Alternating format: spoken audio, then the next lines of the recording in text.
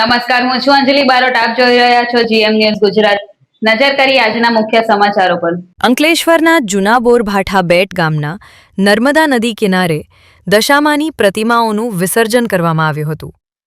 આ દરમિયાન કોઈ અનિચ્છનીય બનાવ ન બને તે માટે પોલીસ કાફલો અને ફાયર વિભાગની ટીમ તૈનાત રાખવામાં આવી હતી.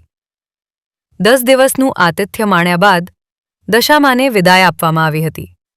ત્યારે અંકલેશ્વર તરફ નર્મદામાં દશામાતાની મૂર્તિનું વિસર્જન કરવામાં આવ્યું હતું.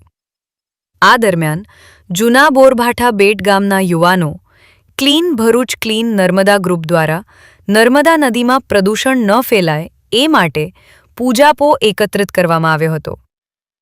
આ પૂજાપાનો વૈજ્ઞાનિક ઢબે નિકાલ કરવામાં આવશે. આ તરફ ચુસ્ત પોલીસ બંદોબસ્ત તેમજ અંકલેશ્વર ફાયર વિભાગની ટીમ નર્મદા કાંઠે તૈનાત રાખી શાંતિપૂર્ણ રીતે કોઈ અનિચ્છનીય બનાવ ન બને તેને ધ્યાને રાખી માં દશામાની મૂર્તિનું વિસર્જન કરવામાં આવ્યું હતું. મોટી સંખ્યામાં ભક્તોએ હાજરી આપી દશામાની મૂર્તિઓનું નર્મદા નદીમાં વિસર્જન કર્યું હતું.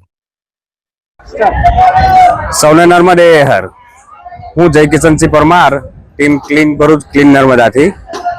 અમે છેલ્લા 11 વર્ષથી માં નર્મદાજીના કિનારે સ્વચ્છ ભારત અભિયાન અંતર્ગત નર્મદાજીની પવિત્રતા અને સુંદરતા જળવાઈ રહે એ માટે કામગીરી કરી રહ્યા છે.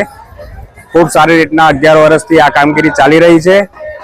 જિલ્લાના ભાવિ ભક્તો પણ જાગૃત થઈ સ્વયંભૂ પોતે જ પૂજાપો ટેમ્પામાં જાતે મૂકી સહકાર પણ આપી રહ્યા છીએ અને આવનાર સમયમાં ખૂબ સારી રીતના ભક્તો માં નર્મદાજીની પવિત્રતા સ્વચ્છતા જળવાઈ રહે એ રીતના કાર્યરત રહેશે એવી અમને સંપૂર્ણ આશા છે.